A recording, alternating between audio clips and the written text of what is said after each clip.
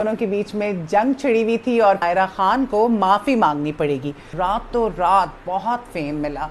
Talented तो बहुत लोग शोबिज़ में आते हैं, लेकिन सबको अच्छे चांसेस नहीं मिलते। मतलब उनके काम को काफ़ी पसंद किया। वो बहुत असर व रसूख वाले एक इंसान हैं, और बल्कि जो रईस प्रोजेक्ट है वो भी उन्हीं की वजह से उनको मिला है, क्योंकि उनका ऊपर वाला पोर्शन जो है ना, वो या नंगे कपड़े पहन के सड़कों पर आ जाऊं और ये नाजायज़ फ़ायदा भी उठाया, गालम गलोच शुरू कर दी, भी बातें उन्होंने की और कहते हुए भी शर्म आती है। इसे कहते हैं डबल स्टैंडर्ड्स। अस्सलाम वालेकुम, आप देख रहे हैं इनसाइट एक्स्ट्रा और मैं हूं सोनिया राव।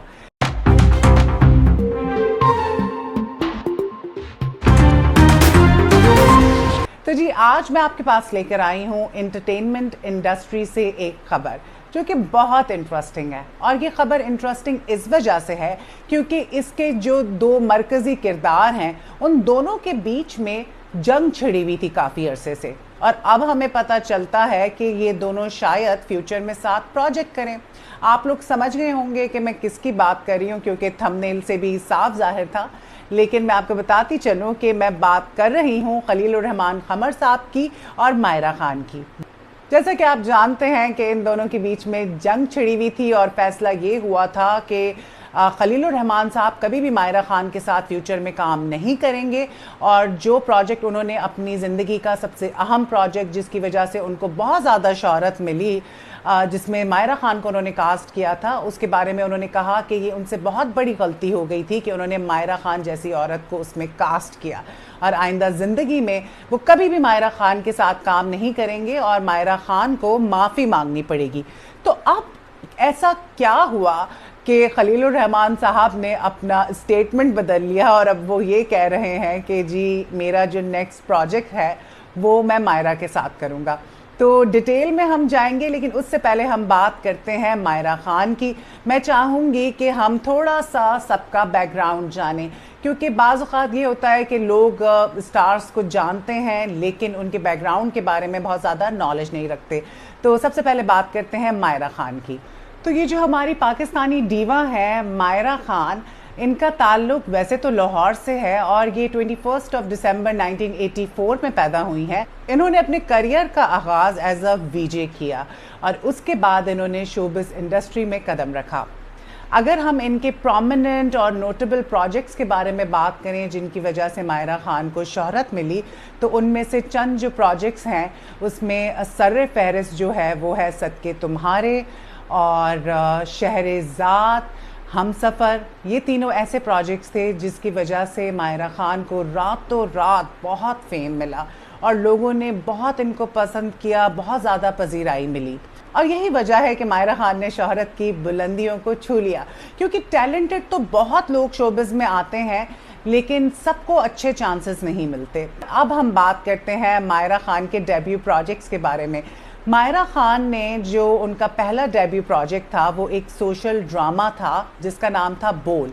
ये फिल्म थी शोएब मंसूर साहब की और इसमें मायरा खान ने बहुत अच्छी अदाकारी की और ये फिल्म एक हिट फिल्म थी। लोगों ने बहुत इसको पसंद किया, उसकी वजह से भी मायरा खान जो है वो बहुत ज़्यादा प्रोमिनेंट हुई। मायरा खान ने ड्रामास के साथ साथ फिल्म्स भी करवाई, जिसमें बिन रोए जो कि 2015 में रिलीज़ हुई थी, और उसी साल उनकी दूसरी फिल्म रिलीज़ हुई थी होमन जहान, और 2019 में उनकी फिल्म रिलीज़ हुई थी सुपरस्टार। उसके बाद उन्होंने 2022 में सुपर डुपर हिट मूवी दी जिसका नाम था the return of Maula Jatt. तो ये थी डिटेल्स मायरा खान के करियर के हवाले से। लेकिन 2017 में मायरा खान ने शाहरुख खान के ऑपोजिट फिल्म की, जो कि एक बहुत बड़ी बात थी, और ये मायरा खान का ख्वाब था और ये ख्वाब उन्होंने पूरा कर लिया।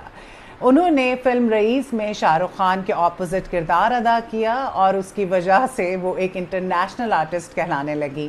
किंग खान ने भी मायरा खान को काफ़ी पसंद किया, मतलब उनके काम को काफ़ी पसंद किया। जहां मायरा खान ने पाकिस्तान में बहुत टॉप हिट ड्रामास दिए और फिल्म्स की और बॉलीवुड में भी काम किया एज एन एक्टर, उसके बाद उन्होंने पाकिस्तान में एक प्रोडक्शन भी की। उन्होंने एज अ प्रोड्यूसर एक वेब सीरीज़ लॉन्च की जिसका नाम था 12वां खिलाड़ी। ये जो है 2022 में आई। और सबसे अच्छी बात यह है कि मायरा खान अब अपनी पर्सनल लाइफ में सेटल हो चुकी हैं। उन्होंने लास्ट ईयर 2023 में अक्टूबर के महीने में सलीम करीम नामी एक शख्स से शादी कर ली है, जो कि एक बहुत बड़े बिजनेसमैन हैं।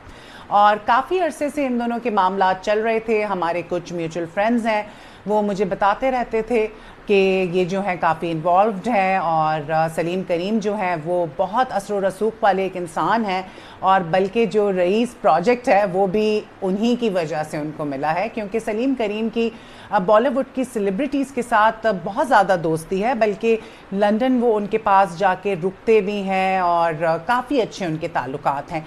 ये मैंने आपको एक इंसाइट दी है जो कि मेरे दोस्तों ने मुझे बताई, जो कि मायरा खान के भी दोस्त हैं और सलीम करीम के भी बड़े करीबी दोस्त हैं।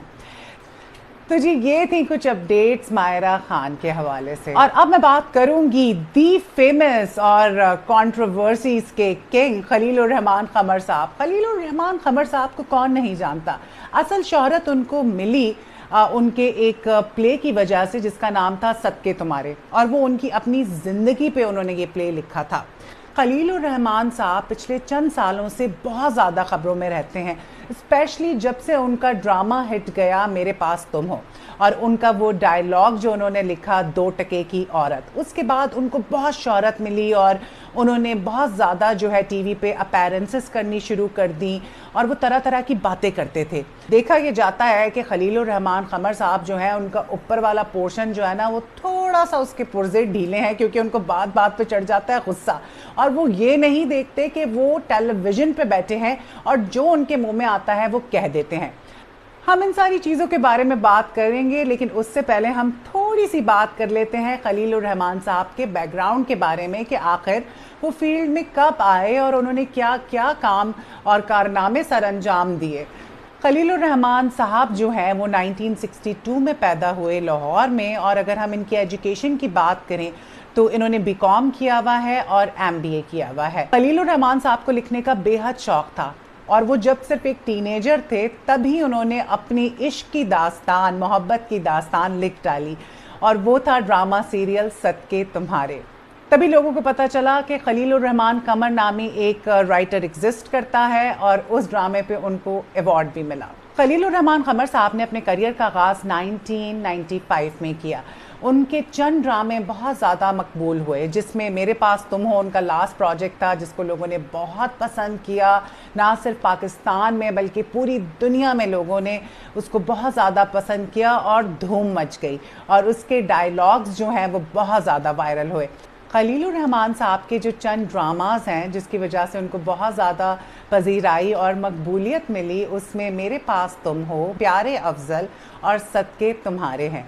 ये उनके बहुत नोटेबल और प्रोमिनेंट प्रोजेक्ट्स थे, जिसकी वजह से लोगों ने उनको पहचानना शुरू किया। There is no doubt that Khalilur Rahman साहब इज़ अ ब्रिलियंट राइटर, लेकिन वो कंट्रोवर्सीज़ में बहुत ज़्यादा रहते हैं। शुरू में मैंने आपसे जिस खबर का तस्करा किया था, अब हम उसकी तरफ आते हैं।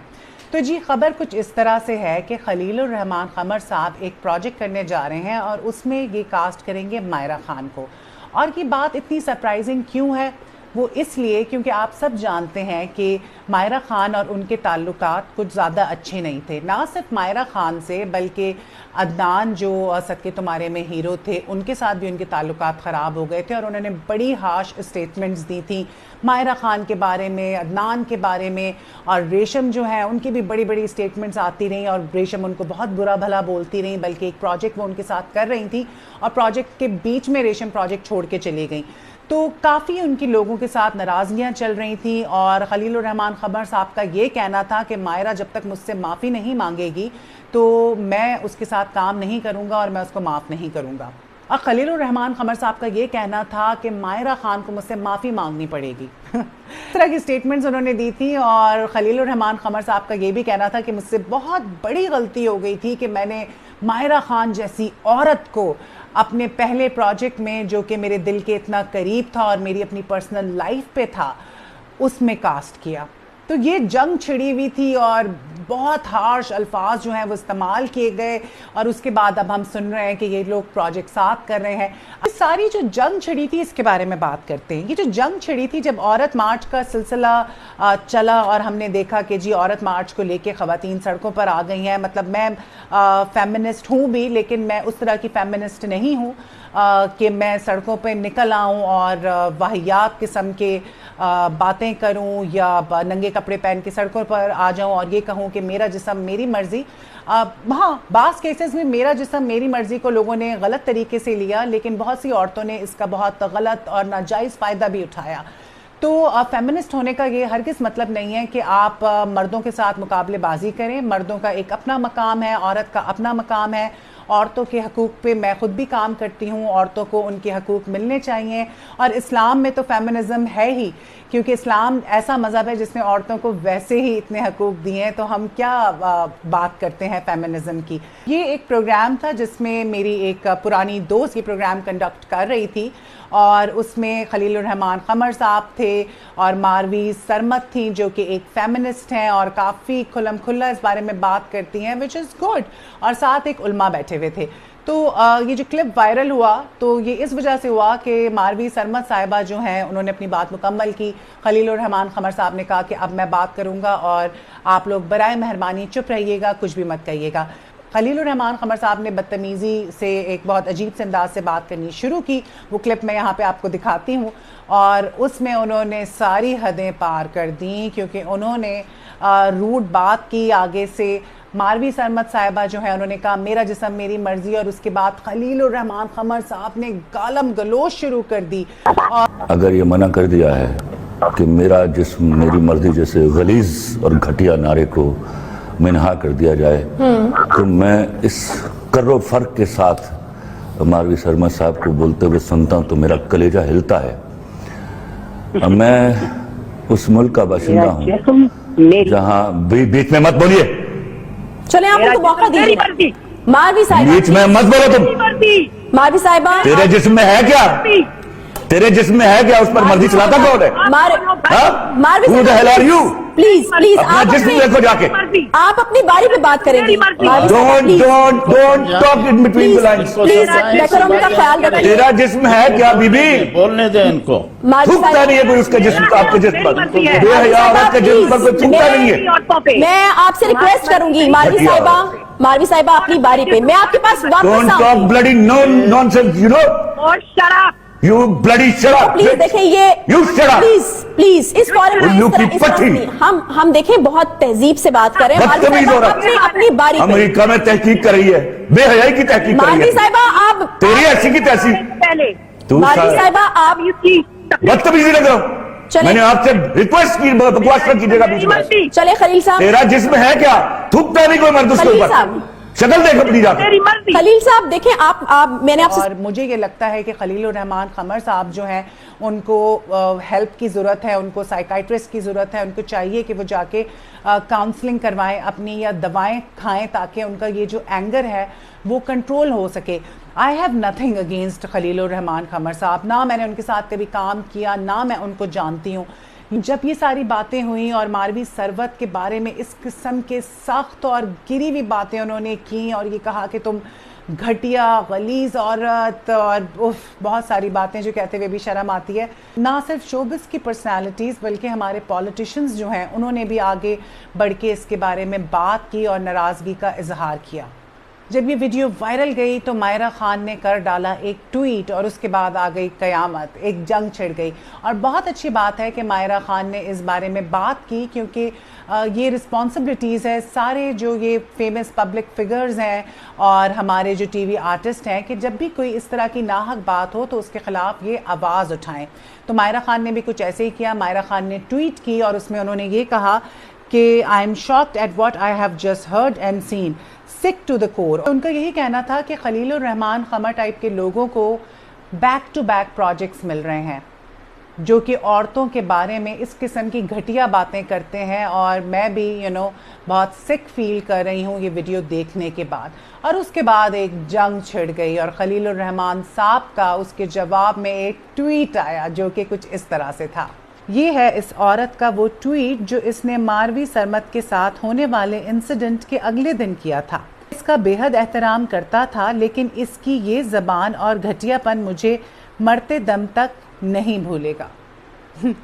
तो जी खलीलुर रहमान क़मर साहब का था ये ट्वीट और उनको बहुत बुरी लगी मायरा खान की ये बात, और उन्होंने ये नहीं सोचा कि मैं अपने गिरेबान में भी झांक लूँ कि मैंने एक औरत ज़ात के साथ क्या किया, उसको बुरा भला कहा और पता नहीं न जाने क्या कुछ। और जब अदनान जो कि मायरा खान के ऑपोजिट सदके तुम्हारे में थे, उनका भी ट्वीट खलीलुर रहमान क़मर साहब के अगेंस्ट आया, तो उस पे उन्होंने कहा कि मुझे किसी हिजड़े को कास्ट नहीं करना चाहिए था, मुझसे बहुत बड़ी गलती हो गई। तो खलीलुर रहमान साहब जो हैं, जो दिल में आता है मुंह में आता है बोल देते हैं, और उनको लगता है कि कोई उनको कुछ नहीं कहेगा और शायद उनके बगैर इंडस्ट्री चल नहीं सकती। और खलीलुर रहमान साहब काम कर रहे हैं, लोग कुछ अरसे में बातें भूल जाते हैं, जबकि मुझे ऐसा लगता है कि ऐसे लोगों को मुकम्मल तौर पे बॉयकॉट कर देना चाहिए। तो जी अब मैं आपको बताती चलूँ कि अभी रिसेंटली 2 दिन पहले खलीलुर रहमान क़मर साहब ने एक यूट्यूब चैनल पे इंटरव्यू देते हुए कहा कि उनकी जो अगली फिल्म है मिर्ज़ा जट, उसमें वो मायरा खान को कास्ट करेंगे। और ये बड़ी हैरत की बात है, क्योंकि इतना बड़ा फसाद, इतनी बड़ी जंग छिड़ी और उसके बाद वो ये कह रहे हैं कि वो मायरा खान को कास्ट करेंगे, मतलब थूके दे को चाटेंगे।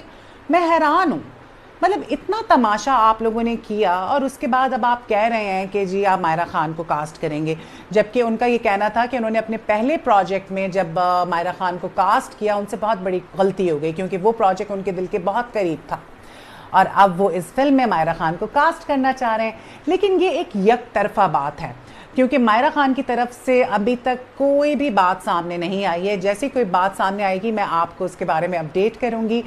जब उनसे ये पूछा गया कि भाई आप तो मायरा खान से इतने नाराज़ थे और आप उनके साथ काम नहीं करना चाहते थे, और आपने ये भी कहा था कि मुझसे बहुत बड़ी गलती हो गई थी जब सदके तुम्हारे में मायरा खान को मैंने कास्ट कर लिया था, जो प्रोजेक्ट उनकी अपनी ज़िंदगी से रिलेटेड था और उनके दिल के बहुत करीब था, और अब आप कह रहे हैं कि जी मेरी नेक्स्ट फिल्म जो है उसमें मायरा खान होंगी। लेकिन मायरा खान की तरफ से किसी किस्म का कोई स्टेटमेंट अभी तक नहीं आया, तो ये एक वन साइडेड स्टेटमेंट है। सो लेट्स सी कि आगे क्या होता है। तो इसके जवाब में उनका ये कहना था कि काम तो काम होता है, मैं अब भी अपने स्टांस पर हूँ और मैं अपने स्टांस से नहीं मुकरा, और मायरा खान को मुझसे माफ़ी मांगनी पड़ेगी और उसने गलत किया, लेकिन काम तो काम है और काम तो इंसान को करना होता है। मैं हैरान हूँ कि लोग इतनी बड़ी बड़ी बातें करके फिर अपने स्टेटमेंट्स कैसे बदल लेते हैं। बस ये दुनिया है और लोग जो हैं वो इसी तरह के हैं, कुछ कहते हैं और कुछ करते हैं।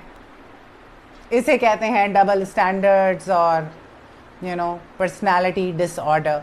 सो इसी नोट पे मैं आपसे लूँगी इजाज़त, और जैसे ही कोई हमें अपडेट मिलेगी कि मायरा खान का इस बारे में क्या कहना है तो मैं आपको अपडेट करूंगी। लेकिन उसके लिए ज़रूरी है कि आप मेरे चैनल को सब्सक्राइब करें, बेल आइकन को प्रेस करें, ताकि आपको आने वाली अपडेट्स मिलती रहें। और साथ साथ अगर आपको मेरी वीडियो अच्छी लगी है तो लाइक भी कीजिए। मुझे इजाज़त दीजिए, मैं आपसे फिर मिलूंगी अगले ब्लॉग में। अल्लाह हाफ़िज़।